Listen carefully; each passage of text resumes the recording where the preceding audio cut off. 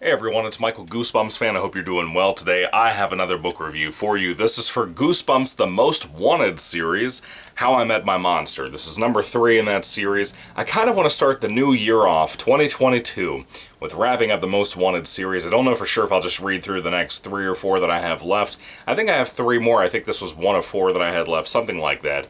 But I may or may not start jumping into the Most Wanted and trying to get those rounded up, do a ranking series, all that other stuff. I do have some other things I need to do, like catching up on some of the episodes for adaptations of books I've recently read over the last few months and haven't gotten around to yet.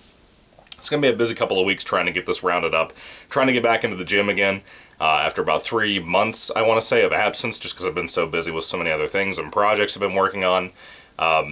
So it's been a little hectic, a little crazy, but I did read this week, and it was mostly good. I want to say that it was mostly good. I actually really enjoyed this, and then the ending was completely fumbled. Completely fumbled. So, Goosebumps Most Wanted, How I Met My Monster. What is this book about? Well, the cover seems to advertise a werewolf story, because it says, I love wolves. And when I did my werewolf review-a-thon with Austin, which is also called Monster Blood, and Goosebumps Completionist, I had people mention that I hadn't reviewed this, and I probably should have for the sake of that particular review set, I guess. The cover's a lie. The cover's a lie. It's one of those books, like one of the other books I reviewed, that is advertised. It might have been Werewolf in the Living Room or something else. There's one book about a beast. I forgot what it was, but there was one of the books that very clearly is not a werewolf book when you read it. It's just about a beast, and I understand that. That is what it is. This is one of those books. It's advertised as a werewolf book. It is not about a werewolf. Well, you could kind of argue it's kind of not, really. Anyway, moving along. So, we're following a character who is nicknamed Bean, and I actually really like Bean. Bean is a kid who gets bullied at school. He has a kid named Harlan that always steals his lunch money every single day. But Bean is a small kid with parents in a very odd profession. His dad runs a pet store with kind of exotic types of animals and that kind of thing.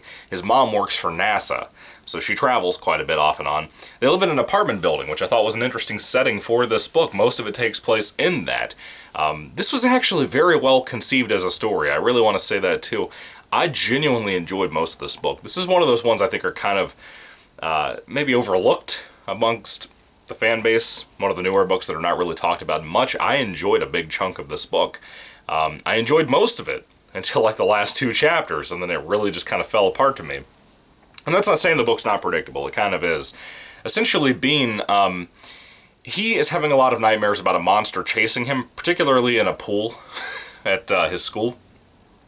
And he's a little nervous about that. It really throws him off. He tends to have a lot of nightmares that really affect him in day-to-day life. And he has a best friend named Lisa, and Lisa and him hang out pretty often, mainly because they live in the same apartment building. A new kid moves in named Monroe, and Monroe seems like a relatively cool kid, and of course, Bean meets him at school. They become buddies. They realize they live in the same apartment complex as well, so they start hanging out quite a bit. And it was pretty nice. Their friendship was kind of cool. They had some blossoming friendship stuff going on, you know, trying to figure out what each other are like and that kind of thing. Now, there starts to be evidence of basically our boy Bean seeing monster stuff happening around him. He starts to spot a monster in his town and in his school, in the pool at the school. You know, that rhymed. Anyway, he starts to spot a monster all over the place, and it starts to affect his life, basically, when he believes the monster's coming after him. And it's kind of one of those stories that it is pretty predictable. I will say there is one twist of the story that actually kind of threw me off. It's not the one of the last 2 chapters. If you've read this book, it's kind of a whodunit with a non-murder, right? It's kind of like that. Like, who could the monster be? Is the monster its own thing, or is it a friend, or is it the new kid? It's that kind of storyline. And I thought it was going to be predictable, and in a lot of ways it kind of is. But in a lot of ways it's kind of not. There is a twist to it that actually threw me off in one of the later chapters. I enjoyed the book. I really don't want to tell you too much because there's not a whole lot to talk about. It was cool. It was a cool book. It had some great moments to it. It was fun, which I like. I don't have much to say. As you can tell, I just don't have much to say about this book. It's enjoyable, it's nice, it's quaint, it's all it really needed to be. I had a good time. I liked Bean as a main character. He's one of the few Goosebumps characters that actually kind of stands out to me, surprisingly enough, especially from the newer books. The newer books don't have much of that. But when it comes to Goosebumps Most Wanted number 3, How I Met My Monster, I enjoyed this a lot. I think it had a lot going for it. I think it was a really fun read. Like I said, not a werewolf story, that's a lie. So I'm glad I didn't include this in my review-a-thon at the time. Maybe I should have, because like I said, there was that one book that was the same situation. But this was nice. I enjoyed it. It was mostly fine.